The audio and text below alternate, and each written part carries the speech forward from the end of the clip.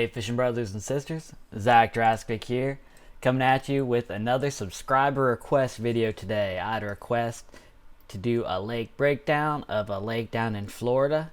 So, Florida man, if you're watching, this one's for you. That was a Diet Pepsi, by the way. If you've never fished a grass fishery before, or shallow fishery, it can be extremely intimidating. Today, as I break down Lake Kissimmee, I'm going to use Navionics and Google Earth to show you two key areas that I'm going to be looking for shallow and two key areas I'm going to be looking for deep. And I'm going to wrap it up by giving you a crash course in fishing the grass, because I could not in good conscience break down a grass fishery without touching on how to fish the grass itself. The first area that I'm going to look for is water inflow point. The Kissimmee chain itself is full of these little canals that dump into the lake, and these little narrow canals are going to be having some water flow through them. They're going to have boat traffic going through them, and that's going to create a good feeding opportunity for these fish. The boat traffic, the water flow is going to stir up these bait fish, and the mouth of these canals are going to be a great place to find fish. Up on the northern section here, we have where the Kissimmee River dumps in. This is a slightly sneakier area right here between the island and the bank. Any kind of wind is going to create some current going between the island and the bank here. I have another nice inflow point here that's a little bit clearer on Google Earth. Over on the western side, where you have Tiger Cove here, the Zipper Canal and Tiger Creek dump in. This would be a great area to get on some fish right at the mouth of the canals here. I'm switching to a Google Earth view here. You can see the mouth of the canal here in the northern end of the lake. And you can see on these grass flats here, you also have these little lanes that are going through the grass that boat traffic and has created. The mouths of these are going to act the same as the canals here. Anytime you have some wind or water being pulled, there's going to be water forced through these little lanes. These narrow little lanes here are going to act just like those canals, and it's going to congregate those fish in some pinch points and make them a little bit easier to catch for you. The second place I'm going to be fishing up shallow is these grass flats. Now these flats can be a little bit overwhelming. I'll show you how to break it down at the end of the video, but basically when you have these big flats, what you're going to want to focus on is the irregularities in the flat and irregularities in the grass growing there itself. So we have a big flat here where these little ditches cut in are going to be key areas to fish. Over near this boat lane, it's going to be a little bit clear here. You have these small little ditches that cut into the grass flat. Finding where these little ditches cut into the grass flat is going to again congregate the fish for you. They could be at the mouths of these little ditches, but you're also going to have a larger amount of fish around where the ditch cuts in. Since they have the access to the deeper water there, they're going to find a lot more fish around the edges of these little ditches than in the very center in no man's land. When fishing grass where a lot of the stuff looks the same, any irregularities is going to have a higher concentration of fish for you. Now one thing that's a little bit sneakier here, if you're good with your map study and your sonar, this still is not very deep. This is still shallow, but you might not have the surface grass in this area here. If you notice, the contour widens out here, creating almost like a little rounded point if you use your imagination. This is still going to have grass on it here, but what I've noticed is these wider contour lines a lot of times will have harder bottom in that area. So what you'll find is the grass growing under the surface is a lot more likely to have irregularities in it. You're going to have holes, hard spots in the grass that are going to create good ambush points for the fish. So if you can use your side scan, your electronics to find some hard spots or find clumps of grass that are growing up a little bit taller than others and mark them, you'll find that this big area that may look the same with as everything else at a quick glance will have some sweet spots on it that you will have fish that aren't pressured as much as is some of these other locations. I'm going to fish offshore points. Now points are good just about all times of the year. I'm going to be hitting points that are going to be getting current, be getting good water flow. This point below Stern Island kind of blurs the line between a flat and a point. Where this narrows, you're going to have increased water flow going over this point, and I'd be looking for irregularities in this flatter point here in the grass, and I would be fishing that for sure. And you have a nice pinch point here. This point I'm sure is going to have fish. I'm sure of that because as you see, someone marked some fishing hot spots here on Navionics. Pay attention when you're doing your map study. These will give you some good ideas on top of what I've already added here. Across from Bird Island, this point, you have this deeper water cutting through here. This is going to have higher current. You're going to have boat traffic coming down through here, washing up the bait fish. You're going to have fish on this point and on this flatter point. You know, this one's less irregular. It's a wider area, so you're going to have to use your electronics to find the sweet spot here. But the way this pinches and narrows the lake, you're going to have increased water flow, and you're going to have a higher congregation of fish on these points. And as we go down to the lower end of the lake here, again, you see we have a possible, it says rock bed. These points that stick out, these are big flat points, but you're going to have water washing over these, and if you can use your electronics and find some irregularities in that grass, some hard spots, you're gonna find the fish. And the points that I'm looking for, if you haven't noticed, are sticking out into the current or facing them directly. You're definitely gonna have some fish around this point here. You have a nice canal, a channel going beside it on either side, so you are definitely going to have fish setting up somewhere in this area. Alright, if I'm going to be fishing deeper or fishing offshore, this time of the year these fish are going to be using ledges. When these fish move into post spawn, you know, the ones that don't get in that thicker cover are going to be moving to ledges, and these ledge fish are fun. You'll find them, we're here at the grass flat that I looked into, you know, dragging your plastics off these little ledges, these little you know, that's not much of a drop compared to some of the northern fisheries or some of the TVA fisheries that I'm used to, but still you're gonna have them set up the same on these ledges.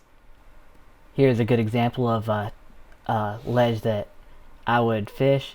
We have on the side of the point here, this drops off very steeply, and you have a little irregularity in the point. A ledge like that is something that I would fish for sure. Down by Brahma Island is a great place if you would like to do a little bit deeper ledge style fishing. This little pinch point, I had mentioned this earlier in the video, you're going to have increased water flow coming through here, so this may not be super deep here, but this is a lot deeper than the surrounding water, and as the water is flowing through here, it's going to hit these corners. These are the kinds of things that you're looking for. Right down in the lower area of the lake looks like a great obvious ledge fishing opportunity. As you have this deeper water, you're going to have a little bit more current down here, as this shallow water is going to be forcing the water through this narrow little channel here. You know, focusing on the corners is going to be a great place to fish, where the current's hitting the hardest, and it's going to position the fish. It's going to congregate them a lot more for you and make them easier to catch. Any irregularities, like where this bow's out or this point's out here, is going to be good feeding spots for the fish. Looking at areas where it kind of narrows in here, irregularities are going to be where these fish are going to be stacking up for you. Alright, I've switched to Google Earth now to give you a better idea on how to break down grass. Now, if I was just arriving to Lake Kissimmee, I'm here at the northern end again, I would not go to a big grass flat like this to start out with. That's a lot to break down. What I would do is go to a smaller clump. Like this guy out here is probably not catching very many fish. He's just in the middle of this big, thick grass mat, and the fish could be anywhere if you're in the center. I think this guy over here, he's got the right idea. If you notice, he's fishing a smaller, isolated patch of grass. It's actually near, I think, one of those ditches that we had talked about earlier. And isolated is usually better when you're talking bass fishing. So just like a isolated dock or an isolated laydown or brush pile is good, finding an isolated patch of grass is good. One, because it shrinks the area that the fish could be. So if they're going to be in this type of grass, they're going to be hitting the type of lure that you're throwing. You're going to know it a lot faster than if you were like this guy fishing in the dead center of the grass mat. Now that you know what we're going to attack, let's get into what we're going to be attacking it with. Now, the most efficient way to cover shallow vegetation is going to be with a topwater. You want to cover shallow water fast, you better have a topwater in hand. Now, if we're fishing the thick grass, matted vegetation, you can't beat the old hollow-bodied frog. I really like the scum frog brand frogs. I'm not sponsored by anybody yet, so this is what I actually use here. These scum frogs are very soft, and I feel you get a better hookup with these. If you're having issue with your hook sets with these frogs, try softening your rod just a smidget, or having a rod with a little bit of a tip. Just a broomstick rod is going to make you miss some fish and also make you lose some fish on the way in. So just a little bit of a tip will allow you to work these frogs a little bit better and get a better hookup ratio. And I'm recommending 65-pound braid if you're going to be using a frog at the minimum. 65 braid if you're using the mat frog. If you're fishing in an area that has some holes in the grass, which that's definitely what I want to attack. Popping style frog. This one I've worked the eyes off of. It's again a scum frog, popping frog. I want to be working this if I come across some grass that's got holes in it. Using a popping frog in and around the holes in the grass will get you some really big bite. Tossing this in areas that you can't work a treble hook bait or can't get a horny toad or something like that through. Tossing these to holes in the grass where you possibly have some brim beds and bluegill spawning is going to get you some big bites. As we get into more scattered vegetation, if it's not all topped out, or if it's more sporadic, it's not all coming to the surface, or it's thinner, I'm going to be trying to throw a horny toad style bait, some kind of kick and leg frog. These work great. I know a lot of people throw a 2-hook style frog hook. I'm telling you, you get a much better hookup ratio with this single hook. If you have a double hook, it requires a lot more force to put 2 hooks in a fish's mouth than 1. So you're going to have a much better hookup ratio if you just use a single hook. This is a VMC drop dead hook. It's got a 16th ounce weight. Sometimes, like just a regular horny toad, is pretty light, hard to cast far, get you a little better distance, keep you running true.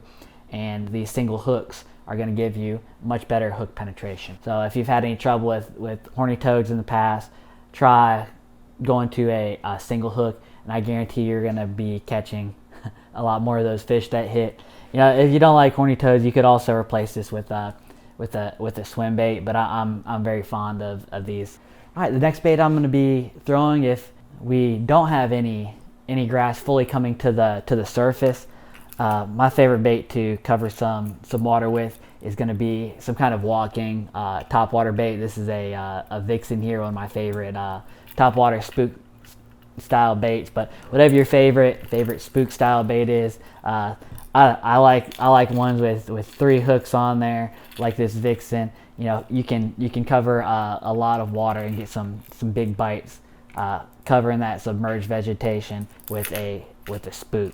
If you've covered some water and found you some areas in that grass that are bare, you got some bluegill beds, or you have some points in the grass that you want to work really thoroughly, using a prop style bait is going to be great. This is one of my favorites. It's a spiral minnow. I really love the like a devil's horse as well, but using a prop style bait is going to get you some big bites. I feel that really imitates the bluegill very well, the sounds that they make, and you can get some big bites from those shallow water bluegill eaters, especially if you can find a brim bait. When I'm fishing submerged vegetation, if I think they'll hit it, I am going to have a chatterbait in my hand. A chatterbait is great. It catches you some big fish, and it really calls them out that grass very well. It's surprisingly weedless for a exposed hook bait. That blade in front really sheds the grass good, and if you hit the grass, ripping it free will trigger some vicious reaction bites. Really, you're gonna want to be hitting some grass with this on the retrieve. If you're not hitting the grass, you need to slow it down until you hit it and pop it free. You want to be constantly taking some grass with a chatterbait, and you will get some big fish doing so. Now, if they're not hitting that chatterbait, if they need something a little bit more finesse, I'm gonna be covering water with some kind of speed worm. This is a Zoom Ultra Vibe. This is the Magnum. I do well with the regular as well, but covering some water with a speed worm is a great way to catch them in these grass fisheries, especially in this post-spawn period. And just because it's a worm, I'm covering water with this thing. I'm not just slowly dragging it until I find a spot that's got some bare spots, got some shell, something hard down there. Then I might crawl and work it. But until I find the sweet spot, I'm gonna be casting and reeling this thing just like you would a crankbait or spinnerbait or chatterbait. I'm gonna be fishing it the same, and the hook I'm gonna use is just a regular worm style hook. This is a 5/0 Ryugi that I like. I'm broke, but I don't skimp on my hooks. This is a Ryugi. It's got one of those slick coatings on it. Helps you get some better penetration. Good sharp hooks are gonna go a long ways for you there. Don't skimp on them.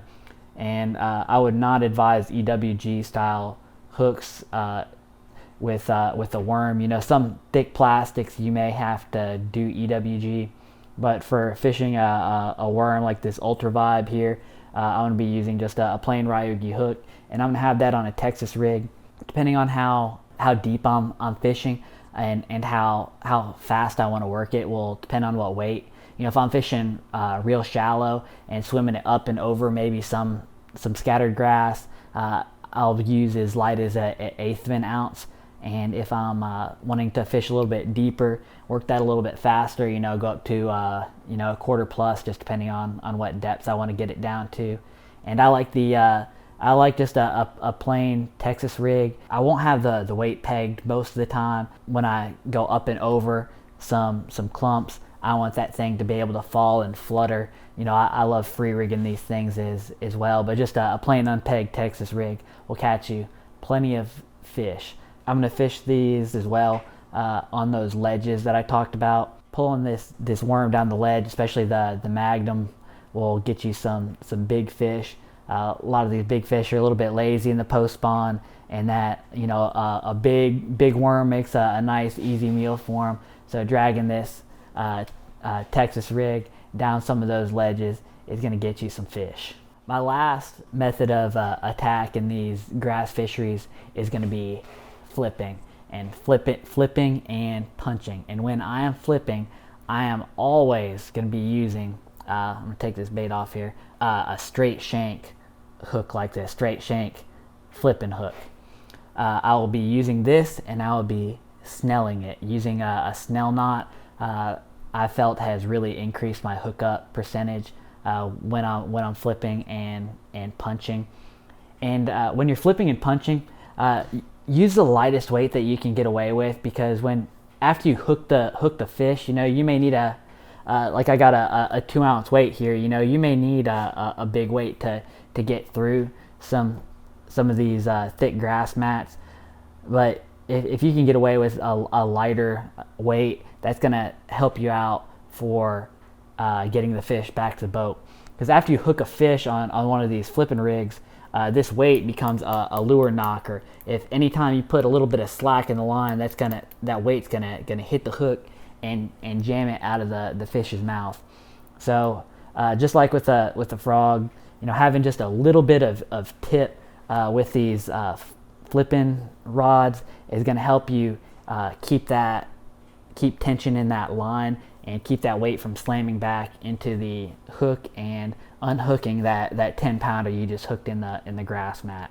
And speaking of which, you know, I want to be when I'm looking to flip the grass, you want a canopy when you're fishing grass. If you have just a straight mat of thick vertical grass, you know, the fish aren't going to have much room to swim around in there, and I don't catch very many fish in vertical grass. I want some grass that's laid over, creates a canopy, and has some more space underneath there. I want it to either be floating or have a lot that's just kind of laid over, to where when you're punching down through there's a lot of space for those fish to set up.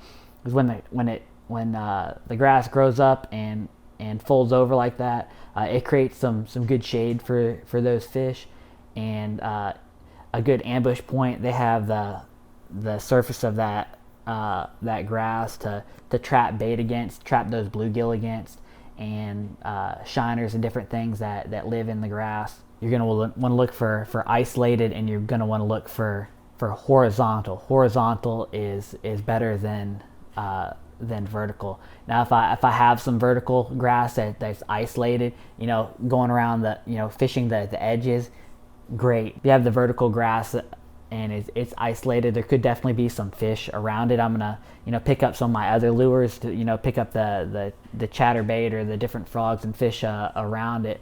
But I'm typically not gonna waste my time going in there and flipping, punching, or frogging vertical grass. For the frog and the flipping both, I'm going to want a canopy type of grass. If it's thin, I'm going to throw the frog.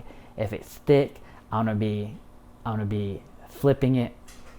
And if it's too thick to frog, you're going to have to punch. But yes, you can also flip the thinner mats. If they're aggressive, they'll come up for the frog. If they've shut down, there's a cold front or there's a lot of fishing pressure, you know, going in that heavy cover and flipping, triggering a reaction bite with that bait crashing down through the grass is what you're going to have to do.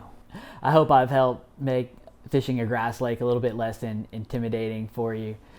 Just remember, you know, find irregularities in the grass, find the right combinations of grass, and you're going to find the fish. Please like, subscribe, and if you're interested in any of the lures I talked about today, I'm going to have some links in the description down below. Follow these tips, and I'm sure that you're going to load the boat.